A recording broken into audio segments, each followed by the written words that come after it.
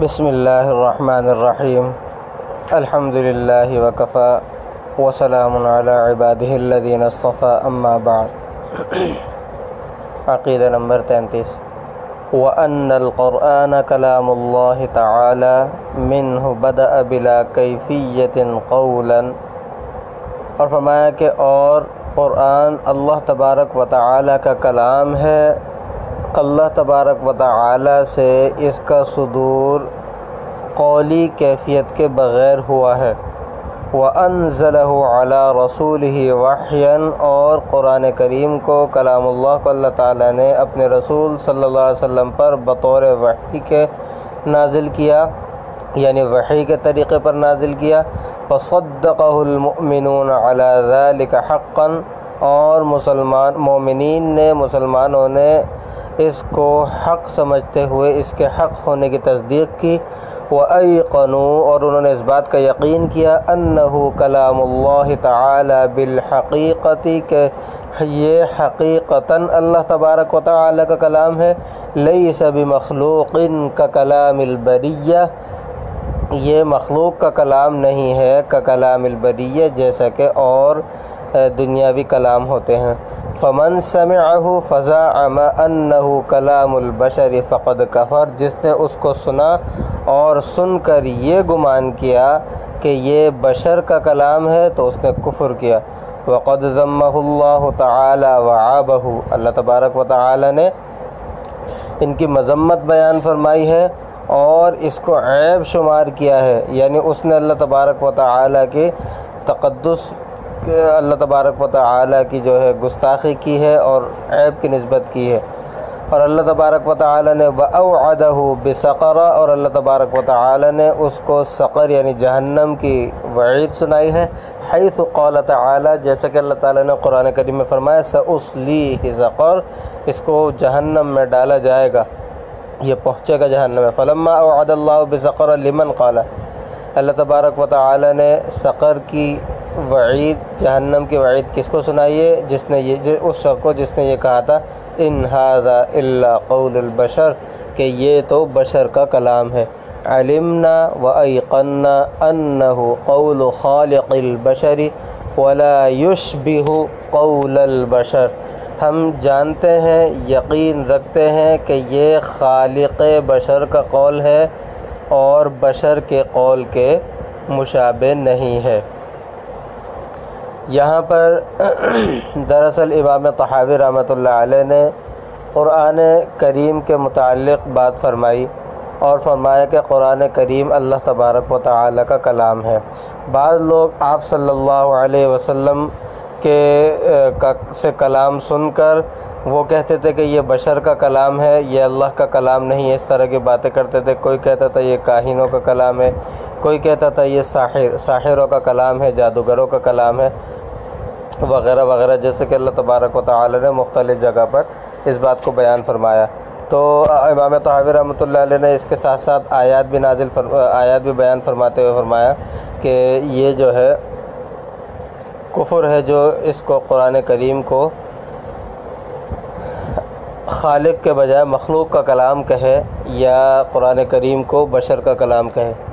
امام طحاوی رحمۃ اللہ علیہ نے یہاں پر جن الفاظ کے ساتھ یہ عقیدہ بیان فرمایا ہے، مثلا امام طحاوی رحمۃ اللہ علیہ فرماتے ہیں وَأَنَّ الْقُرْآنَ كَلَامُ اللَّهِ تَعَالَى بَدَا مِنْهُ بِلَا كَيْفِيَّةٍ قَوْلًا وَأَنزَلَهُ عَلَى نَبِيِّهِ وَحْيًا وَصَدَّقَهُ الْمُؤْمِنُونَ عَلَى ذَلِكَ حَقًّا، وہ کہ قرآن پاک اللہ تبارک و تعالی کا کلام ہے۔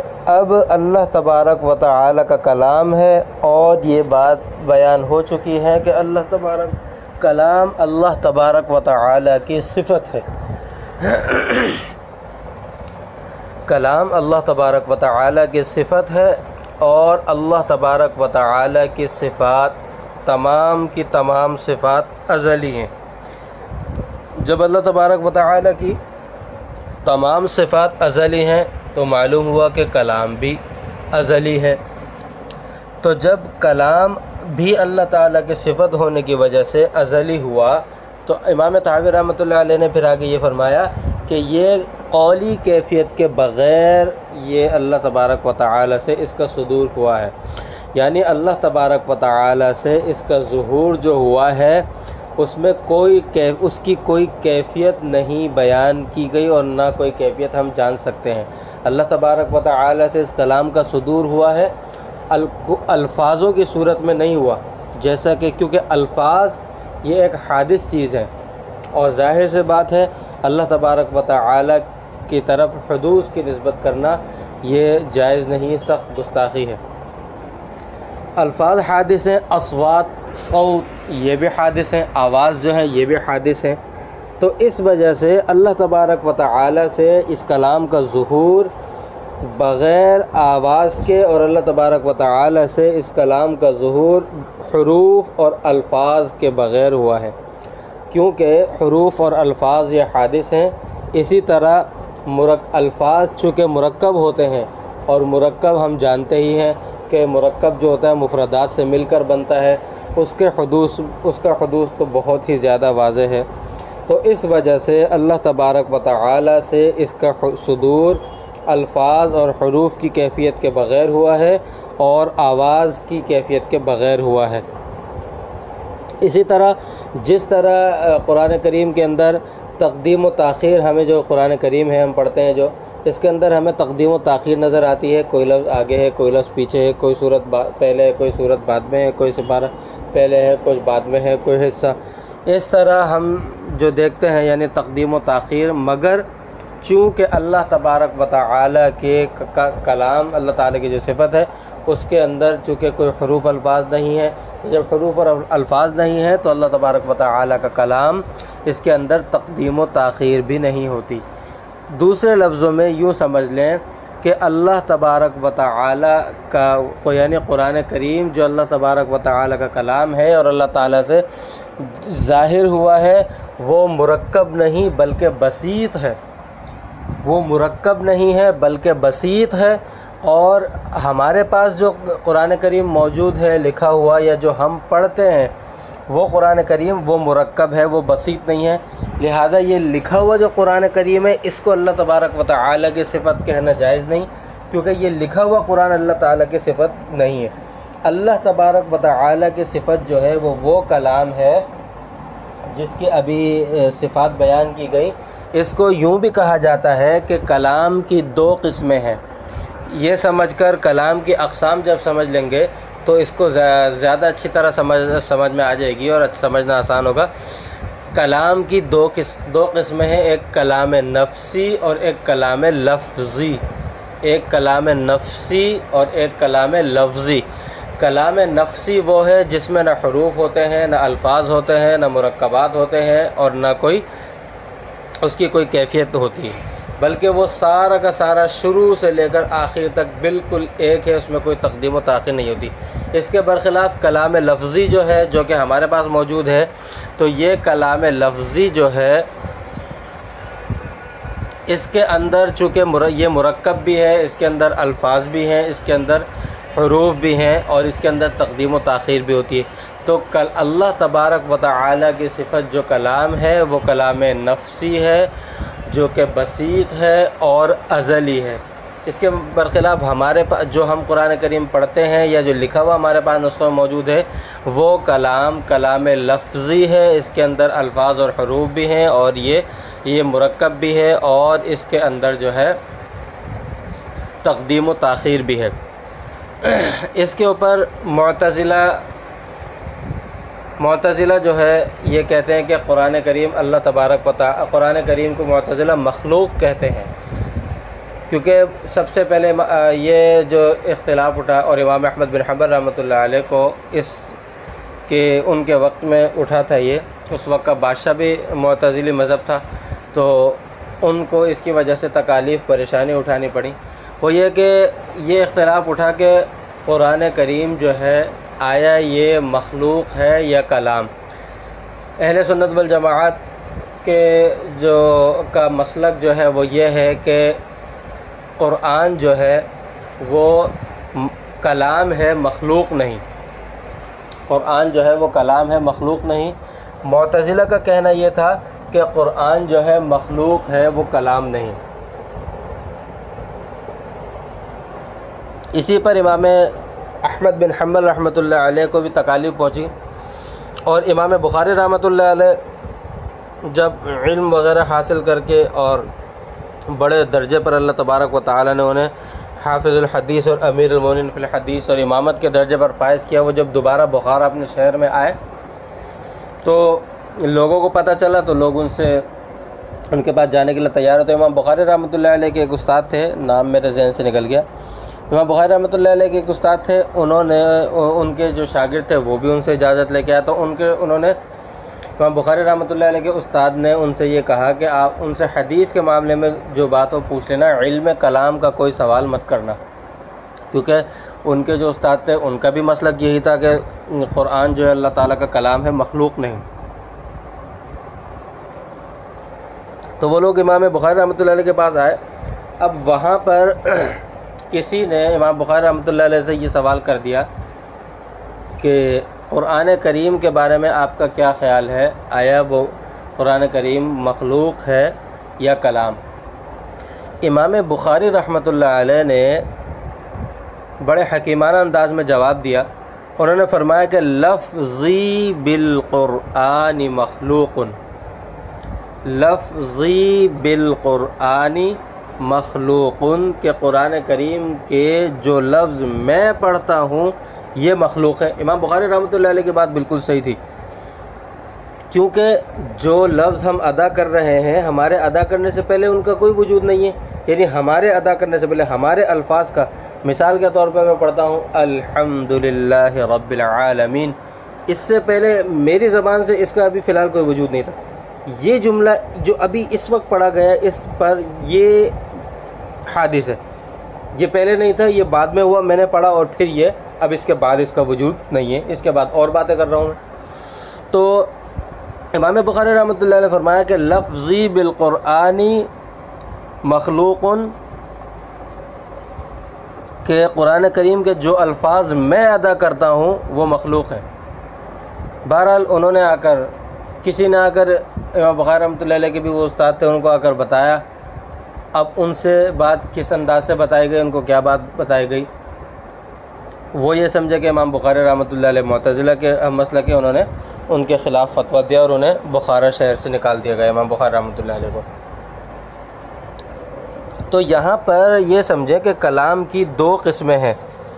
اچھا، پھر یہاں پر ایک سوال یہ پیدا ہوتا ہے، ہم نے جیسے کلام کی دو قسمیں بتائیں کہ ایک کلام نفسی ہے اور ایک کلام لفظی ہے۔ کلام نفسی اللہ تبارک و تعالی کی صفت ہے اور اس کی کوئی کیفیت نہیں ہے، کوئی مرکب نہیں ہے، کوئی مرکب وغیرہ نہیں ہے، کوئی تقدیم و تاخیر نہیں ہے۔ اور دوسری بات ہم نے یہ بیان کی کہ دوسری کلام لفظی ہے، وہ مخلوق ہے، وہ اللہ تعالیٰ کی صفت نہیں ہے، وہ حادث بھی ہے۔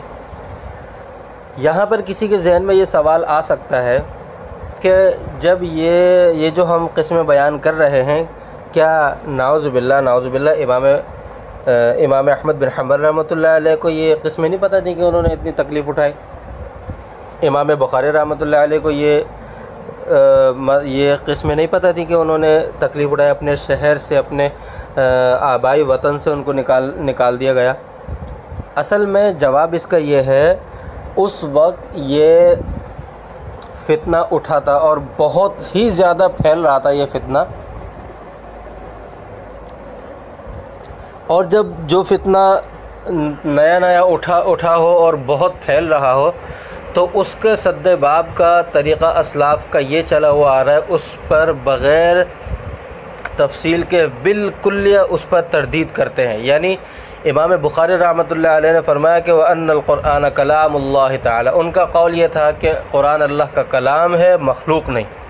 انہوں نے کلام لفظی اور کلام نفسی کی تشریح اور تقسیم اس لیے نہیں کی کہ اس مذہب کو، اس فتنے کو دبانا تھا، اس فتنے کو ختم کرنا تھا، وہ اٹھا فتنہ تھا، کیونکہ اس وقت بھی اگر یہ تفصیل بیان کر دی جاتی، یہ تشریح بیان کر دی جاتی تو بہت سارے لوگ معتزلہ کے ہم مسلک ہو جاتے اور فتنہ دبنے کے بجائے مزید اور بڑھ جاتا ہے۔ لہذا اس لیے امام بخاری رحمۃ اللہ علیہ، امام احمد بن حنبل رحمۃ اللہ علیہ نے یہ تفصیل انہوں نے بس یہ کہا، اچھا انہوں نے یہ کہا کہ قرآن اللہ تعالیٰ کا کلام ہے، ان کا مقصد یہ تھا کہ کلام نفسی جو ہے وہ اللہ تعالیٰ کا کلام ہے. کلام لفظی سے انہوں نے فتنے کی وجہ سے بحث نہیں کی، فتنے کی وجہ سے، تاکہ فتنہ ختم ہو جائے، اور یہ ہوا. ان کی قربانیاں رنگ لائیں، اور الحمدللہ اللہ تبارک و تعالیٰ نے اس فتنے کو ایسا ختم کیا. معتزلہ آج آپ کو کوئی نہیں ملے گا، معتزلی کوئی شخص معتزلی نہیں ملے گا. ہاں معتزلہ کے بعض عقائد کے حامل لوگ ملیں گے، مگر معتزلہ کا کوئی وجود ہی نہیں ہے. اور اہل سنت والجماعت کا الحمدللہ وجود ہے، بلکہ پوری دنیا میں سب سے زیادہ ہیں ہی مسلمانوں میں اہل سنت والجماعت. تو اس سے آپ کو سمجھ میں آ گیا ہوگا کہ کلام لفظی اور کلام نفسی کی جو یہ تقسیم ہے یہ اس اعتبار سے ہے. لہذا یہ جو فرمایا کہ حروف اور اصوات سے مرکب ہونے والا کلام یہ اللہ تبارک و تعالیٰ کی صفت نہیں ہے، کیونکہ یہ حادث ہے. اس سے حنابلہ اور کرامیہ کے مذہب کی بھی تردید ہو گئی ہے، جو کہتے ہیں کہ اللہ تعالیٰ کا کلام حروف و اصوات سے مرکب ہوتے ہیں. یعنی حنابلہ اور کرامیہ کا یہ قول ہے کہ اللہ تبارک و تعالیٰ کا جو کلام ہے وہ حروف اور اصوات سے مرکب ہوتے ہیں، اور ان کے ساتھ مرکب ہونے کے باوجود وہ قدیم ہیں. لہذا اس کی بھی تردید ہو گئی. امام طحاوی رحمۃ اللہ علیہ نے فرمایا کہ نہیں، احناف کے نزدیک اور احناف کا قول اور عقیدہ یہ ہے کہ اللہ تعالیٰ کا کلام حروف اور اصوات سے مرکب نہیں ہوتا، کیونکہ حروف اور اصوات حدوث کی علامت ہے. لہذا یہ اللہ تبارک و تعالیٰ کا کلام ہے. اس سے امام طحاوی رحمۃ اللہ علیہ نے دراصل جو تردید کی ہے وہ معتزلہ کی تردید کی ہے، جیسا کہ ابھی بیان کیا گیا کہ معتزلہ یہ کہتے تھے کہ قرآن جو ہے، ایک تو وہ یہ کہتے تھے قرآن جو ہے وہ اللہ تبارک و تعالیٰ کا کلام نہیں ہے، مخلوق ہے. اور اللہ تبارک و تعالیٰ کی طرف وہ کہتے ہیں اضافت جو ہے یہ تشریفی ہے، جیسے بیت اللہ، ناقۃ اللہ قرآن کریم کے اندر بھی آیا. تو امام طحاوی رحمۃ اللہ علیہ ان کا رد کرتے ہوئے فرماتے کہ نہیں، قرآن مجید اللہ تعالیٰ کا کلام ہے، یہ اضافت تشریفی نہیں ہے، اصل اور حقیقی اضافت ہے یہ. اور قرآن کریم اللہ تبارک و تعالیٰ کی صفت قدیمہ ہے، کیونکہ اللہ تعالیٰ کی تمام صفات ازلی ہیں اور قدیم ہیں. اور آگے پھر امام طحاوی رحمۃ اللہ علیہ یہ عقیدہ بیان کرنے کے بعد فرماتے ہیں کہ لوگوں یہی عقیدہ رکھو، اس عقیدے کے خلاف عقیدہ نہ رکھو کہ قرآن کریم اللہ تعالیٰ کا کلام ہے، اللہ تبارک و تعالیٰ کی صفت ہے، اور اللہ تعالیٰ کی تمام صفات ازلی ہیں. یہ قرآن کریم نہ بشر کا کلام ہے، نہ بشر کے کلام کے مشابہ ہے. اگر بشر کے کلام کے مشابہ تو اللہ تبارک و تعالیٰ نے تو فرمایا تھا، چیلنج دیا تھا کہ تم ایک چھوٹی سے چھوٹی صورت کے جیسی ایک صورت بنا کے لے آؤ. آج تک سارا عالم کفر، بلکہ عالم کفر کے ساتھ ساتھ اگر عالم اسلام بھی مل جائے تو بھی اس جیسا کلام نہیں لا سکتے. خالق کہاں، مخلوق کہاں. تو اس لیے امام طحاوی رحمۃ اللہ نے پھر آگے یہ بھی فرمایا کہ اللہ تبارک و تعالیٰ نے ان کی مذمت بیان فرمائی ہے، اور ان کو جو اللہ تعالیٰ وعیدیں سنائی ہیں جن لوگوں نے اللہ تبارک و تعالیٰ کے قرآن کریم کو اللہ تبارک و تعالیٰ کے بجائے مخلوق کا کلام کہا یا مخلوق کے کلام کے مشابہ کہا. وآخر دعوانا ان الحمد للہ رب العالمین وعلی آلہ واصحابہ البر المیامین.